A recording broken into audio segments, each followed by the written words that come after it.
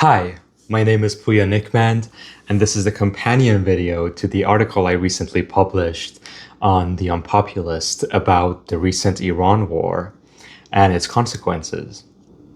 So the war has been going on for a couple of months now, and this is the update from the ground and my evaluation of how it is going.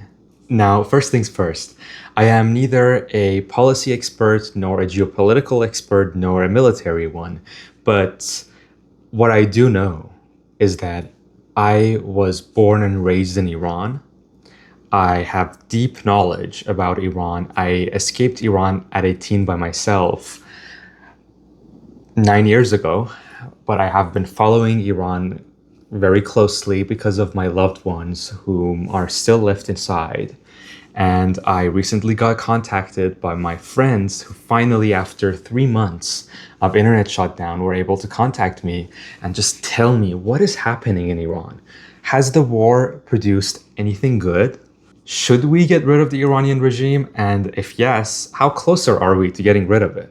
It is a very tragic fact that the Iranian regime, we're talking about a major country of almost 90 million people, is one of the most brutal, barbaric, horrific, anti-human, anti-prosperity, anti-anything good in the world regimes that exist today. We're talking about a bunch of people who are driven by an imperialist ideology, who want to export their revolution to the rest of the world, who have the fantasy of occupying and forcefully converting the rest of the world to Islam. And we can laugh at that all we want, but the price is real. The Islamist Iranian regime has used its ideology to demonize the rest of the world and also Iranians themselves. So I was raised in it, and we were told basically a story of how the entire world is evil for being modern. It's evil for enjoying life. It's evil for music, for fashion, for art, for industry. And the goal of life is not progress and enjoyment of life and making something worthwhile of your life, but giving up your life as soon as possible to get to heaven. And that might sound like something that is harmless, but motivated by that belief, because they are not too much attached to this world, they easily massacre their own neighbors and citizens, and they would do it to other countries as well. And they have, over 47 years of their existence, sowed hatred and division and needless conflict between Muslim world, inside Muslim world, and between Muslim world and the rest of the world. And my friends were there on January 8th and 9th this year when millions of Iranian protesters went to the street, unarmed, peaceful, with their children, to demand a change and an end to the regime and a democratic process.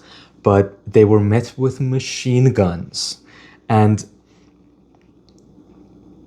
the details of what they did, the things that my friends saw they do, is just way too gruesome for me to mention, and probably too gruesome for YouTube. So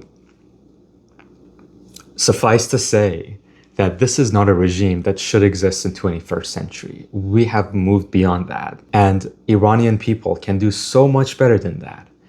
Thankfully, Iranian people, since 2022, the Mahsa Amini uprisings, they have completely repudiated the regime and its ideology, and they just want to be free. It's just wonderful what happened in Iran after most people gave up its ideology and became normal. Like my parents were saying, people are now enjoying music, they're dancing, they're dating, and my friend was saying even LGBT people have more freedoms than ever, not by the state, but because of the people, because people are more accepting, even though their government is not. The discord between people and their government is just so wide, that the gap between them is so wide that it cannot go on anymore. And the few percentage of people, around 10 to 5% of the Iranian public who still believes in the regime, who still supports the regime, is killing the rest of the people.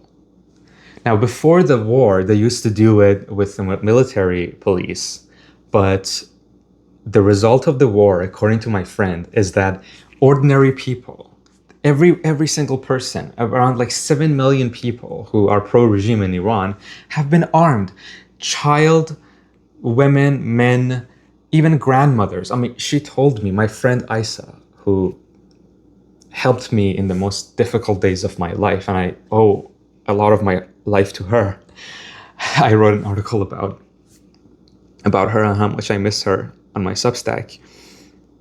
She told me that she was walking on the street and a grandma told her to wear her hijab, demanded that she would wear her hijab, and she said no. And the moment she said no, the grandma pulled a pistol on her. We're talking about a civilian. We're talking about this regime is fueling brutal civil war. And since their leaders have been decapitated, since the supreme leader was killed by the US forces and Israeli forces, what has happened was not that regime was improved. No, don't believe the lies. The regime has not improved. What they did, they decentralized. They unleashed the beast. Now any random person can fire and execute a citizen, a human being, on their whim. On their whim. I mean, the Iranian people feel so betrayed. They had maybe naive, almost religious faith in Donald Trump and Israel to free Iran. They said, Donald Trump said in January, we're going to help you. And people celebrated. People named streets after him, unofficially, in Iran. There were Iranian diaspora had parades in favor of Trump. And then what happened? He abandoned us. He now is desperately seeking a new deal with Iran, desperately seeking to release a sanction so they can buy even more weapons and suffocate Iranians even more. I just cannot believe how we went for all the hope and optimism we had in January that the regime was going to go, and the regime was so close to ending. And from that, we came to today, where the regime is more confident than ever. It's menacing its people more than confident. It has more arms than ever. And it's going to get dollars from Donald Trump. It's going to get billions. And what do dictatorships do with billions? They massacre their people. And people just like me, people just like you, are going to die because our government botched this war. Our government betrayed them. I don't want to hate on an American administration. I tried really hard being objective, tried really hard giving Donald Trump and his people benefit of the doubt. Wait, see, maybe he has some plan. He doesn't. He doesn't. Just the other day, he said he will be honored to meet the head butcher, Ayatollah Mojtaba Khamenei. As someone who spent so many years and so much effort to come to America, to call this place my home, someone who believed in the promise of American freedom, someone who believed America was a force for the good in the world, I could not have been more discouraged and more disgusted for an American president to say he would be honored to meet the butchers who almost took my life away, the butchers who had killed my friends. And what's even worse, they have bombed factories and production plants and put an embargo, blockade on Iranian ports. So according to my friends, the prices jump 5 to 10 times what they were just a few months ago. My friend, my dear friend, cannot pay for food anymore. She is starving.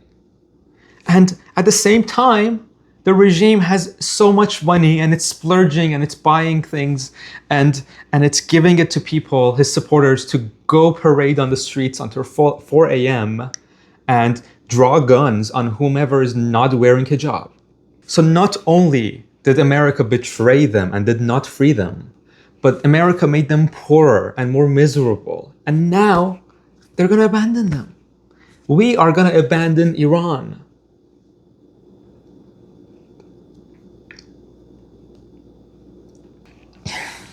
I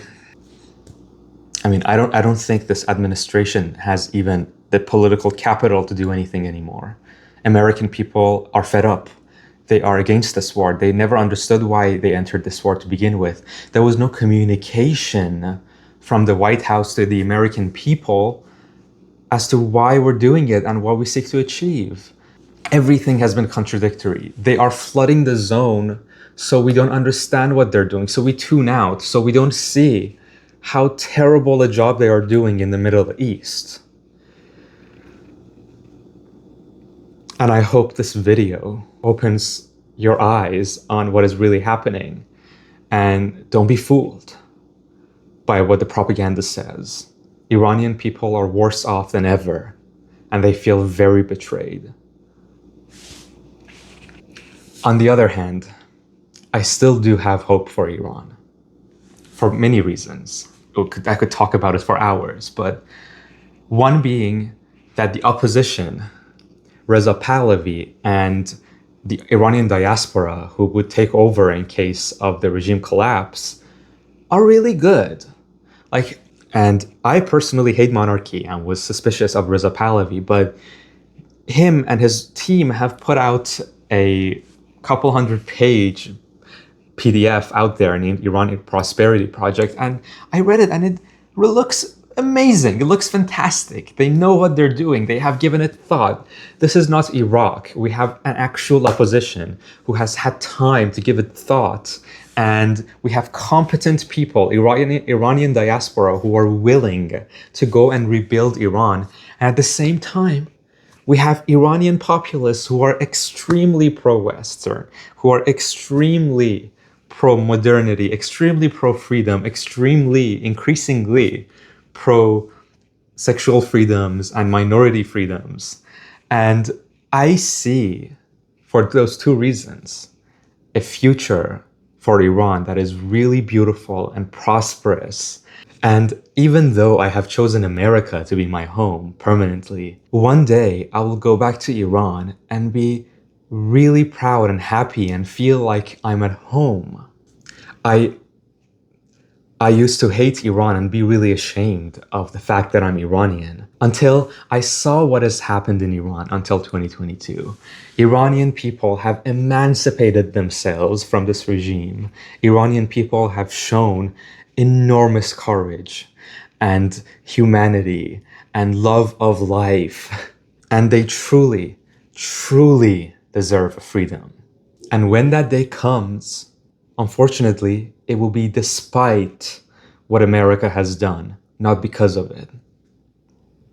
If America, if this administration truly believed in freedom, if it truly valued human life and the security of its own people, it would destroy the regime in Iran by whatever means necessary. Or get out of Iran and let people do it themselves.